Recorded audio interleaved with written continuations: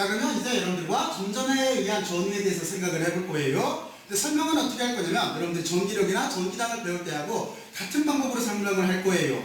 우리가 전기력이나 전기당을 배울 때 처음에 전전하의 위치를 어디로 정의를 했냐면 이것처럼 원점으로 정했어요. 그래야 문제가 단순해져요. 그래서 저도 처음에는 전위를 dum할 때 전기당이나 전기력을 배울 때하고 똑같이 먼저 처음에 전하가 원점에 있다라고 생각을 하고 문제를 전위에 대해서 한번 눈해 볼 거예요. 그리고 우리가 그 뒤에는 어떻게 했어요? 그 뒤에는 전하 자체가 꼭 원점에 있을 필요가 없는 거죠. 그래서 임의의 위치로, 이것처럼 임의의 위치로 전하를 이렇게 이동시킨 다음에 그때 임의의 위치에 있는 전하가 만드는, 전전하가 만드는 전위에 대해서 생각을 해볼 거예요. 그리고 그 다음에는 이런 전하가 n개만큼 많겠죠? 그래서 우리는 전전하가 n개만큼 있을 때의 논리를 확대할 거예요. 그리고 그 다음으로 마지막에는 어떻게 했어요? 우리가 전기력이나 전기당을 배울 때 마지막에는 이거를 연속전화 분포로 개념을 바꿨어요. 이게 일반 우리가 벌어지는 실제 세계가 연속적인 전화로 되어 있는 거잖아요. 그래서 연속적인 전화가 만드는 전위를 구할 건데 이 연속적인 전화는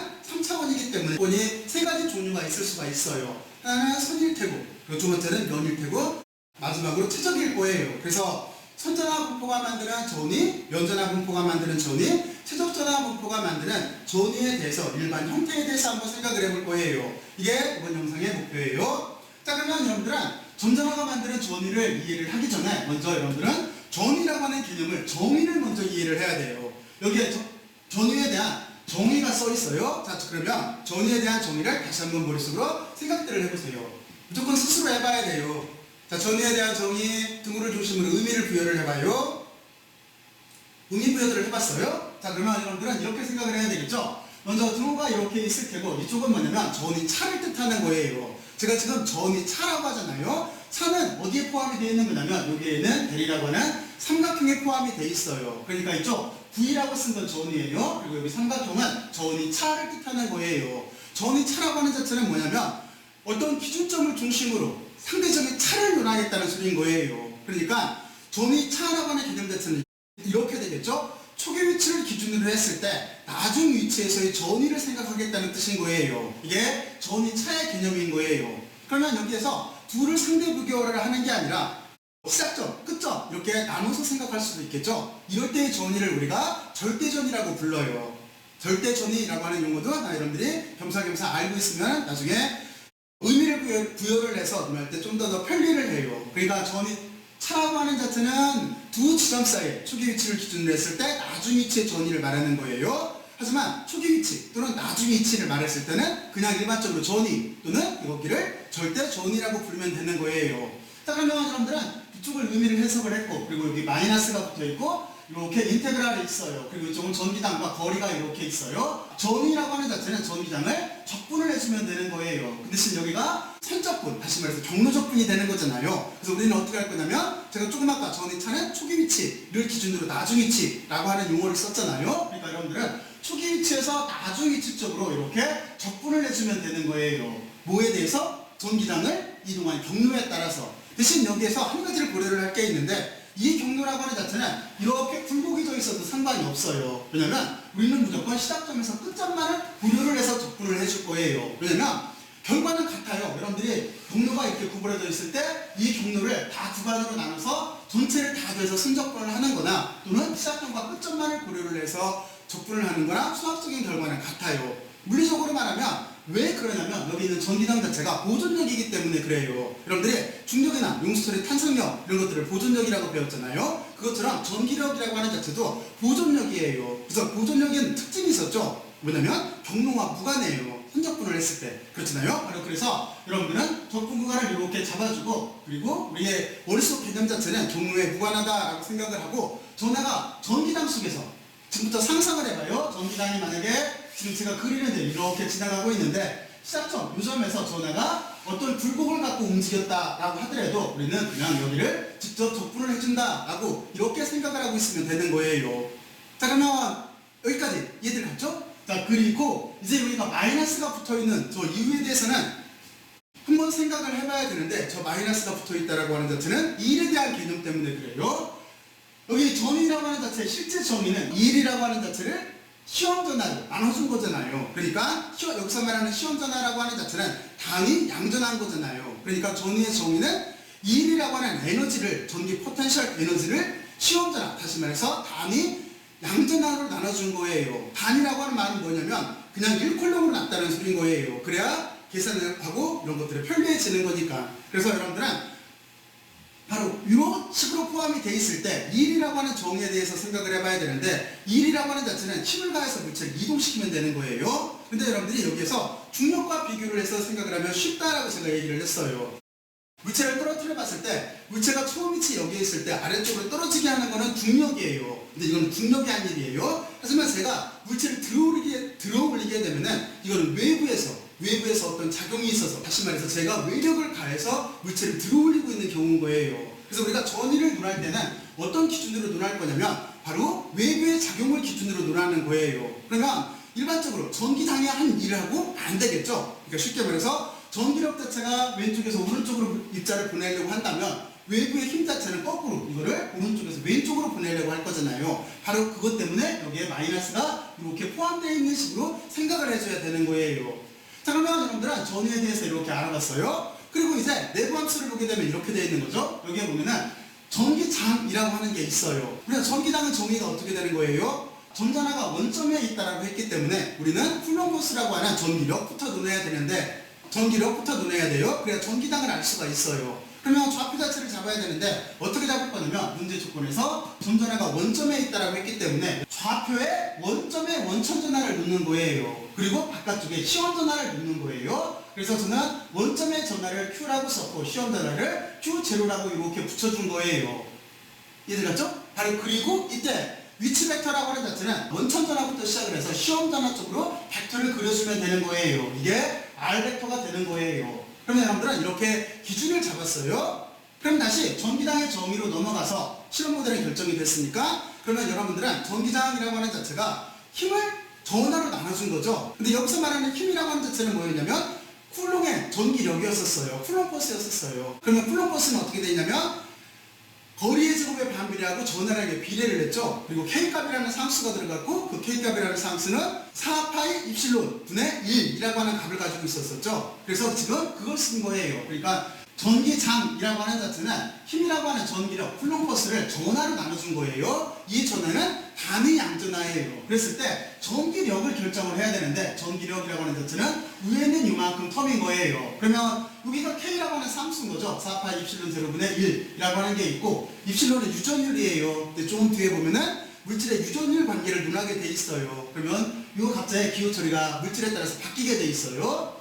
그러면 하여튼 여기가 상수값이 이렇게 있고 그리고 이게 중력하고 똑같죠? 무쌍하죠? 거리 제곱에 반비례하는 힘인 거고 그리고 중력에서 질량 사이에 곱의 비례를 했다면 여기는 전하량의 곱의 비례를 하게 돼 있어요. 그리고 힘이라고 하는 자체는 벡터이기 때문에 여기에 단위 벡터를 이렇게 붙여준 거예요. 그러니까 여러분들은 지금 윗부분, 이만큼 부분을 전기력, 다시 말해서 쿨럼버스라고 생각을 하면 되는 거예요. 그리고 그거를 단위 양전하로 나눠준 거예요. 자, 그리고 이쪽 쿨럼버스를 처리를 할 때 저는 여기다가 힘이 벡터이기 때문에 단위 벡터를 붙여줬어요. 크기와 벡터가 있으니까 힘은 벡터일 테니까. 그리고 이 단위 벡터를 처리를 할 때 여기를 우리가 이렇게 써도 되죠. 단위 벡터라고 하는 자체는 벡터를 그리고 벡터의 크기로 나눠준 거예요. 그러니까 여러분들은 여기를 이렇게 써도 상관이 없어요. 여기를 R 벡터라고 하는 거를 R 벡터의 크기를 절대값을 붙일게요. 크기로 나눠준 거예요. 그러면 R 벡터는 어떤 거겠어요? 지금 같은 조건에서는 이거겠죠. 지금 같은 조건에서는 좌표를 잡고 여기에 원천 전하를 넣고 이쪽에다가 장점의 위치에 시험 전하를 놨기 때문에 그래서 우리는 R 벡터를 이렇게 그렸어요. 이만큼 벡터가 R 벡터인 거예요. 그러니까 이 벡터를 벡터의 크기로 나눠주면은 값 자체를 바꿔 쓸 수가 있어요. 그러면 우리는 그 뒤에 쓰게 되면은 여기를 R제곱이 R을 나눠줬기 때문에 3승으로 바뀔 테고 이쪽은 이렇게 R이라고 하는 벡터로 남게 되겠죠. 바로 그런 식으로도 식을 변형해서 쓸 수가 있어요. 자, 그러면 여러분들은 이제 전기력을 이해를 했고 그리고 전기장의 정의에 의해서 이것처럼 시험전하, 다시 말해서 단위 양전하로 나눠졌어요. 그러면 시험전하 쪽이 없어질 거예요. 시험전하 쪽이 없어지면은 우리는 원천전하가 만드는 전기장을 알 수가 있을 거예요. 중력 문제도 똑같죠. 만약에 지구가 중력이 있는지를 알려면 여기서 이렇게 큰 공도 떨어뜨려 보고 또는 여기에서 노란 색깔 공도 떨어뜨려 보고 또는 여기에서 큰 공도 떨어뜨려 보고 이렇게 해보는 거잖아요. 그랬을 때 이런 입자를 지구가 중력이 있는지 알기 위해서 넣어놓은 시험 입자라고 하는 거잖아요. 그래서 우리는 실제 중력은 누가 만드는 중력에 관심이 있는 거예요? 지구가 만드는 중력에 관심이 있는 거잖아요. 그러니까 이쪽에서도 시험 전하가 없어져야 원점 전하가 만드는, 다시 말해서 원점에 있는 전하, 요 전하가 만드는, 점전하가 만드는 전기량을 알 수가 있는 거예요. 그래서 전기량은 시험 전하가 없어지면 다음과 같이 이렇게 쓸 수가 있겠죠. 그래서 우리가 전기력에서 전하 하나, 시험 전하 하나를 없애게 되면 전기장이 이렇게 되는 거예요. 근데 여기에서 묘한 관계가 있어요. 어떤 관계가 있냐면 우리가 전기력하고 전기장 사이의 관계는 전기장 입장으로 봤을 때 전기력이라고 하는 자체를 시험 전하로 나눠주면 되는 거잖아요. 다시 말해서 단위 양전하로 나눠주면 돼요. 근데 이쪽에 있는 전이라고 하는 자체도 아까 설명한 걸 들어보게 되면은 2를 시험 전하로 나눠주면 된다고 했잖아요. 1이라고 하는 자체가 전기 포텐셜 에너지인 거잖아요. 그러니까 전기장을, 전기력을 시험 전하로, 단위 양전하로 나눠주면 된다면 이쪽에서 똑같이 전이라고 하는 자체는 1이라고 하는 전기 포텐셜 에너지를 시험 전하로 나눠주면 되는 거예요. 그게 정이에요. 이해들 갔죠? 바로 이렇게 서로 유사관계가 있어요. 자, 그러면 여러분들 전기장까지 이렇게 구했고, 그리고 이 구한 전기장을 여기에다가 넣으면 돼요. 전기장을 찾아냈으니까. 그러면 그 값자체를 넣게 되면 다음과 같이 이렇게 들어가게 될 거예요. 그리고 이쪽에 단위 벡터가 있고, 지금 보게 되면은 DL이라고 하는 자체를 그냥 방향을 R이라고 한다면, 이게 R이라고 한다면 크기 성분이 있을 테고, 그리고 단위 벡터가 이렇게 있는 거로 바뀔 거예요. 지금 이 부분을 이렇게 의미를 분열을 하기 위해서 바꿔준 거예요. 그러면 여기 도트 프로덕트가 있다고 한다면 서로 방향 자체가 같을 테니까 여기는 우리가 1로 바뀐다는 걸 알 테고, 그러면 우리가 이걸 스칼라 값으로 이렇게 바꿀 수가 있어요. 그리고 아까 설명했듯이 지금 여기 4파이 입실은 제로분의 1이라고 하는 이만큼 부분하고 전하라고 하는, 여기 점전하라고 하는 거는 다 뭐예요? 상수값인 거죠. 그러니까 앞으로 다 내보내게 되면은 실제는 이렇게 거리의 제곱분의 1이라고 하는 거를 적분하는 형태로 나올 거예요. 그러면 여러분들이 잘 알고 있는 적분이 나왔어요.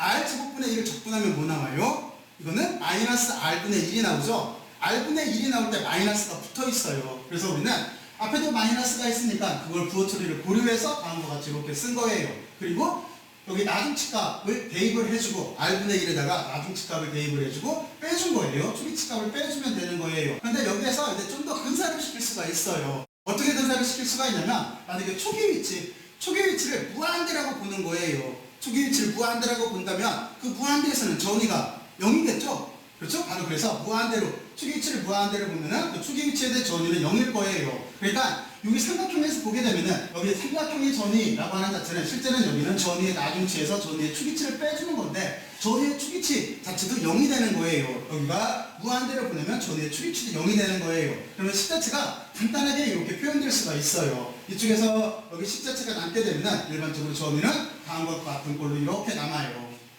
자, 그러면 여기까지 이해들 갔죠? 그러니까 여기를 물론 여러분들은 틀림없이 논리 과정을 이해를 하고 여기를 증명할 수가 있어야 돼요. 대신 이해를 할 때는 어떻게 하면 되는 거냐면 힘이라고 하는 걸 기준으로 봤을 때 모든 게 다 전기력이라고 하는 쿨럼버스부터 시작을 한 거잖아요. 이게 기본 법칙인 거잖아요. 이 입장으로 봤을 때 전기장이라고 하는 자체는 단위 양전하로 전기력을 나눠준 게 전기장의 정이기 때문에 여러분들이 쿨럼버스에서 전하 하나를 없애면 돼요. 그러면 전기장이 나와요. 그리고 또 하나, 여기는 이 관계 때문에 결국에는 우리가 전위를 구할 때 R제곱분의 1을 적분해야 되면은 이게 R분의 1이 나오기 때문에 그렇잖아요. 그래서 거리 하나를 또 띄워주면은 전위가 나오는 거예요. 그러면 정리하면 이렇게 되겠죠. 쿨럼버스라는 여기에서 전하 하나를 없애면은 전기장이 나와요. 그리고 전기장에서 거리 하나를 없애면은 이것처럼 전위가 나오는 게 되는 거예요. 자, 그러면 이런 식으로 생각을 해두면 나중에 여러분들이 유추해 낼 때 좀 더 편리하고 쉬워요. 자, 그러면 여러분들이 여기까지 논리전개를 해서 이해를 해봐요. 나머지는 여기에서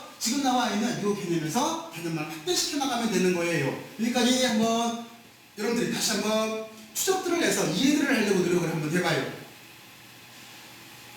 이해했어요? 자, 그러면 이렇게 되겠죠? 이제 좀 전에 설명한 대로 꼭 우리가 구하려고 하는 점전하가 좌표계 가운데 기준점에 있을 필요가 없는 거예요. 그럼 우리는 어떻게 하면 되겠어요? 전하를 임의의 위치로 바꿔주면 되겠죠? 그러면 이렇게 좌표계를 잡고 임의의 위치에 우리가 구하려고 하는 점전하가 있다라고 생각을 하면 되는 거예요.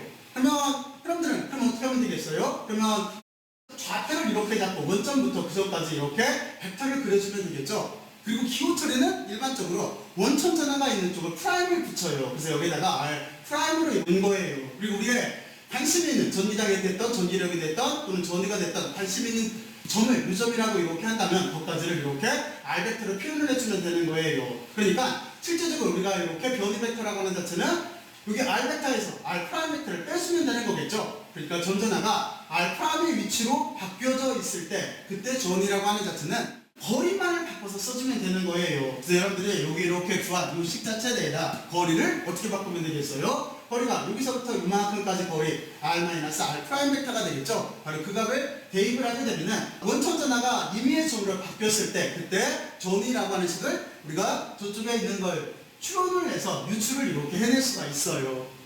자, 그러면 여러분들은 여기까지 잘 이해를 했을 거라고 생각을 하고, 그리고 이런 전화가 n개만큼 많아요. 그러면 어떻게 하겠어요? 우리는 실제는 n개만큼 많다라고 한다면 그 전까지 다 벡터를 그려주고 하나하나 똑같은 논리를 전개를 하면 되겠죠. 그래서 다 더해주면 되는 거예요. 그럼 우리가 전기당 구할 때도 그런 방법을 썼었죠. 그리고 전기당을 구할 때 그런 방법을 슈퍼포지션이라고 했어요. 중첩의 원리라고 했어요. 그러니까 전기장에서 중첩의 원리가 통용됐듯 전위에서도 중첩의 원리가 통용이 되는 거예요. 그러면 여러분들은 전위를 다 더해주면 되는 거예요. n개의 전화가 있다라고 한다면, 그러면 숫자차를 간단하게 쓰면은 여기 유전비를 포함한 이만큼 상수이기 때문에 상수처럼 이래서 앞으로 빼주고, 그리고 전화가 n개만큼 있다라고 한다면 거기를 다 더해주면 되는 거예요. 단지 여기에 이렇게 변이 벡터라고 하는 개념이 이렇게 들어가게 돼 있어요.